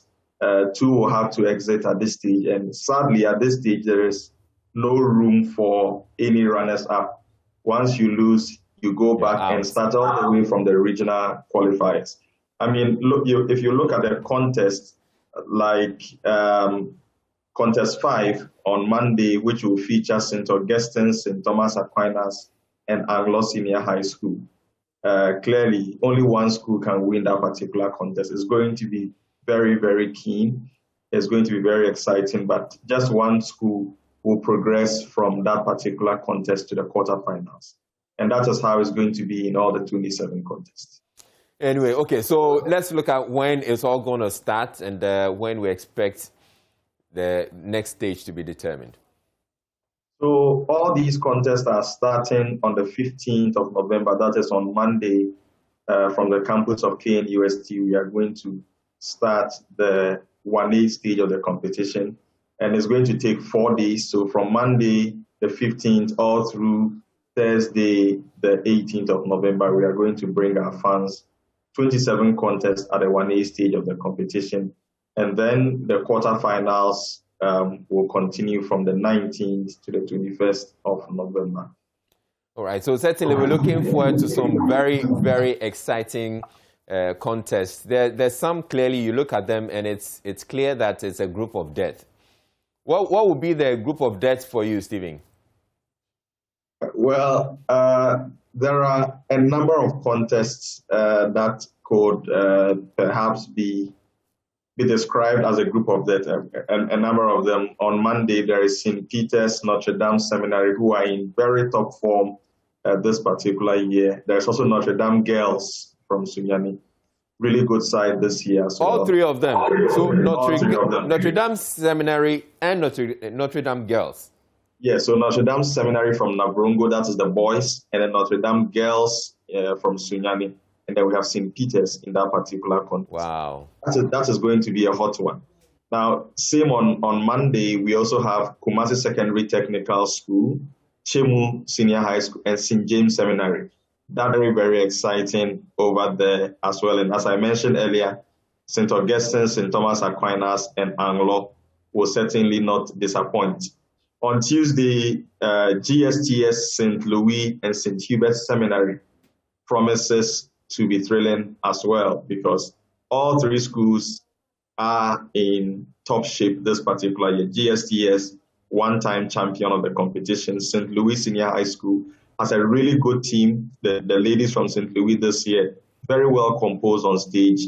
And if it's their day, I'm sure they could even emerge victorious in that particular contest.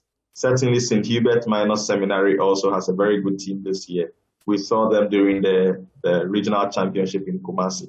We saw them during the prelims as well in Kumasi. They have had a lot of training and are coming into this contest very, very hungry to make it once again to the quarterfinals.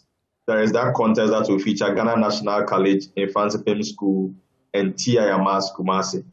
Infantipim hasn't had a very smooth journey in the National Science and Math quiz over the last 2 or so editions. This promises to be yet another test for the team from Infantipim. If they lose this contest, they go back to the regionals to start again. It can be anyone's contest. It can be anyone's game in contest number 12. And then we have another exciting one also on Tuesday, Wesley Girls High School, St. Francis Xavier Junior Seminary, and Ebri Girls Senior High School. What do you think about that, Israel? So I'm looking at it and I'm wondering, why are you pitting two girls' schools together? Because, you know, we would want to think that, okay, they should be in other different contests so that at least you know that both of them have a chance of moving on. But in this case, it's possible that both of them could just be knocked out at that stage. Yes, it could also be possible that one of them will knock out another girls' school at St. Francis Xavier. But you know, what happens is that for the ballot now, the 1A stage, we have 3 ports. In Port A, we have the 27 seeded school from the 2020 edition, the schools that made it to the quarterfinals. Yeah. And then in Port B, we have the top performing schools, 27 top performing schools from the prelims that we produced this year. And then in Port C, we have another set of 27 schools. And because the ballot is random, you cannot make some of these things up. I get it. In as much as it would have been nice for these girls not to knock themselves out, we are faced with a situation where 2 girls' schools are in this particular contest. Yeah. And in all, we just have 10 girls' schools, 10 all-girls schools out of the 81 schools. We are really hoping that a number of them will make it into the quarterfinal stage. All right. Thank you very much, Stephen Yankee, Programs Coordinator at Primetime. And we're very much looking forward to the contest starting from Monday. And the 2021 National Science and Maths Quiz is produced by Primetime Limited and sponsored by the Ghana Education Service in partnership with AFSA Ghana. Broadcast of the National Science and Maths Quiz is on Joy News, is supported by Cowbell, Papa's Pizza, Ace Medical Insurance, Tampico, DBS Industries Limited, Smart App, ULessing, and Kings Group Limited, and Dole Yogurt. And when we come back from the break, we're taking a break. When we come back from the break, there's a girls' school that's coming into the studio, St. Monica's. They're 75 years. And past students will be here to tell us what to expect as they celebrate this anniversary. After this break, stay tuned in.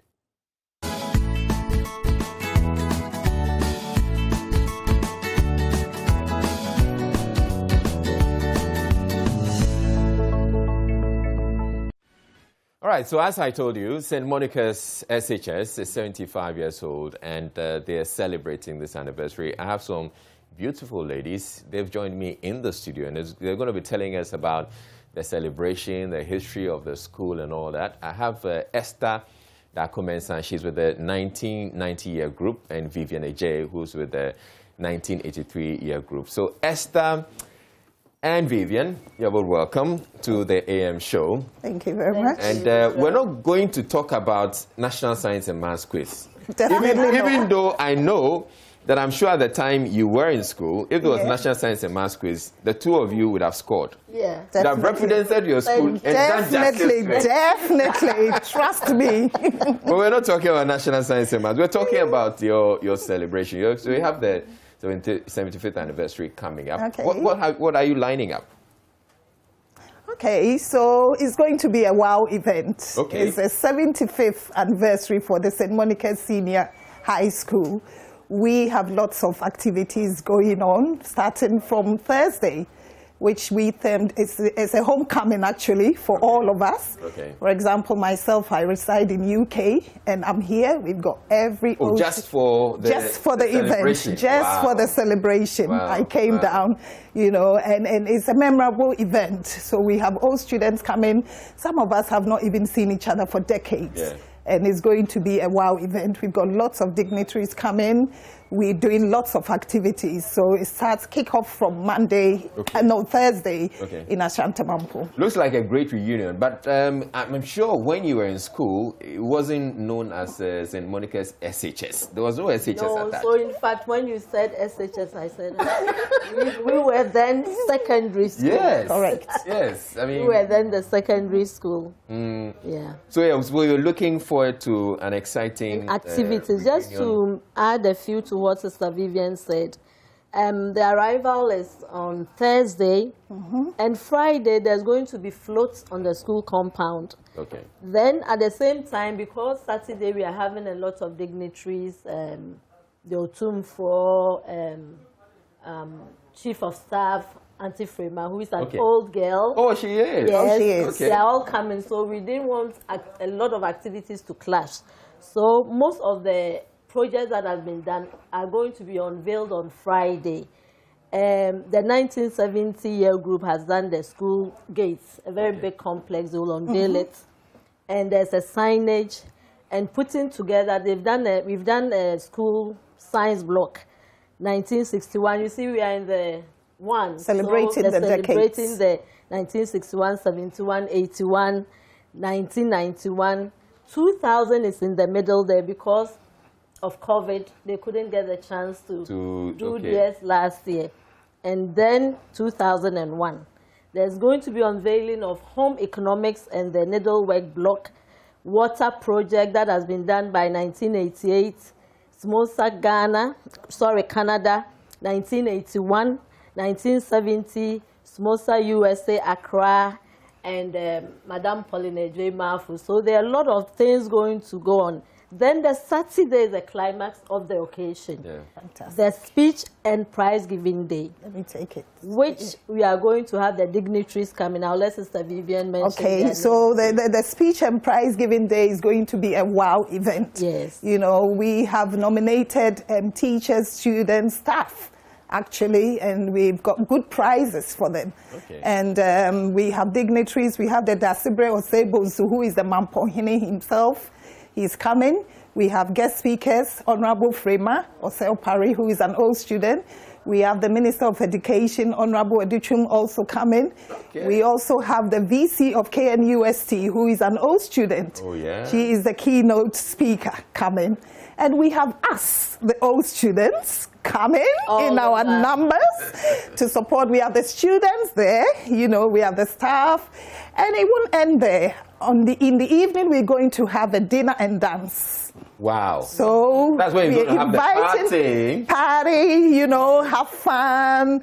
We have done a good job, so we deserve some fun together, you know. And finally, the Sunday morning, there will be the Thanksgiving church service where we'll dance and praise our God. Amen. For how far He's brought the school. Amen, hallelujah. But I'm sure you've been to visit the school campus. How different are you seeing it from what it used to be like when you were in school? It's quite different. I mean, now with this double track system, you know, and we were blessed with a new dormitory. Okay. And the old students have also helped a great deal by renovating all the dormitories, you know. Different dormitories. Everyone is doing their own dormitories. Mine is Lomé House. Okay. And it's a house of excellence, you know, so we are doing our best. And that's which one? Martinson. Okay. At my time, we were one of the neatest houses. And what has happened to that now? We are still... I can see Vivian looking at you like, are you sure? Also, Vivian. Oh, Martinson was very close to us, next door to us, you know, but Lomé still stands, you know. All the houses, actually, I mean, everybody is doing a fantastic work on their house. Yeah. And the students have also been good. I don't know if you're aware that we won the debate this year. Which debate is that? The Love FM debate, the school year. That's true. Oh, yeah. I was there with the students, you know, supporting them. It was excellent, you know. Great. So there's been fun. And also we forgot about the float. There's going to be. You mentioned the float. So you said the float is going to be on campus on Friday morning. Why are you restricting? We are. No, they we will have take asked it for to town and town. We've asked for permission to extend it to the town. The Mampon town. Okay. So we are going to have the float, you know, from the school right through the town and then back. Yeah. So I before you go, I'm also interested. You've talked about your time in school and all that. What was Vivian's name back in school? I left she was before. my senior. She left before I She left before you. Okay, so Vivian. I think 2 years. I was one of the smartest girls. And what were you called? Your nickname? Just Vivian. Oh, Vivian. There was no nickname, no. How about you, Esther? I had. You had what was? Estipo Mens. Estipo Mens? Yes. My very good friend gave it to me. She's called Cecilia Agri. She's my PA now. Okay. Oh, interesting. And how did you end up with Estipo Mens? Okay, when I was in school, my name was Esther Poku Mensa. Oh, okay. That was my father's name. This one is a borrowed one. So I think she did the EST Po Mens. It became my name. And then even my younger sister came. She's Alice Poku Mensa, so she also became Ali Po Mens. Hey. Oh, wow. That's the name we have. Anyway, So, but I mean, I'm sure after school you have progressed, you're doing many things. What are you into now, Vivian? Well, I left St. Monica's straight to United Kingdom. I've been in I'm in UK for years. And the school played a major role in wherever I am today. Yeah. And currently I'm a midwife, I'm a qualified nurse midwife, and I'm the vice president diaspora for the global executive. So even though you've been away, you indicate that you come down every now and then. Oh, very now. I was in the school, I think, in May or June, because we have various committees, and the mentorship does regular, mentorship sessions for the students. So I was part of it, I think, in June. I came down, so I come very regular. Okay. Yeah. And you, Esther, how would you say the school has impacted you? A lot. Discipline, and it's really adding up to my family values. I think St. Monica's has really done a good job on me. I now work with Gender Studies and Human Rights Documentation Center, an NGO here. I've been with them for over 24 years. Oh, wow. And I'm a gender and women's rights activist. I train and do education and sensitization as well. Yeah. Fighting for the rights of women, to see that there's no abuse for all of us. Yeah.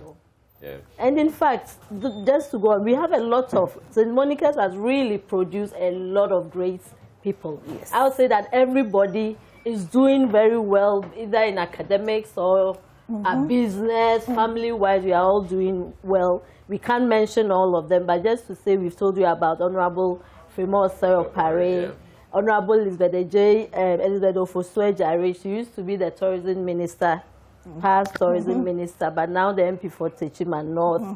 The KNUSC Vice Chancellor now, Professor Rita Akosua-Dixon, Professor Isi Sutherland Adi, and just we are so many, we have lawyers, doctors, business. If it's business, we do everything well. I mean, that's Okay, but thank you very much, Vivian and Esther, for coming through. Can I take this opportunity to also invite all those students, and the general public to head towards Mampong from Thursday, Friday, Saturday, Sunday, and you will be hosted by one of the best girls' schools in the country. So we look forward to you, and we hope that we'll have a fantastic and a memorable time this weekend. Are you inviting your boys as well? And husbands. Yes. The school, the boys' school. So Prempe. Prempe was your boys. They are invited. At the Southern College, in fact, is also invited. Not at the Southern, it's St. Augustine. St. Monica. Okay. That's the son. St. Augustine, the mother is St. Monica. So that's where the history goes to. All right. So we have a link with So you're all invited. And you're all invited to Mampong. Come down. I'm looking forward to that party, the dinner and dance they're going to have. Oh, yeah. It's going to be a wow. Yes. On Saturday night. With lots of beautiful women. Thank you very much, Esther and Vivian, for coming through. But you stay tuned. We're not done with the AM show yet. Yeah. Thank you.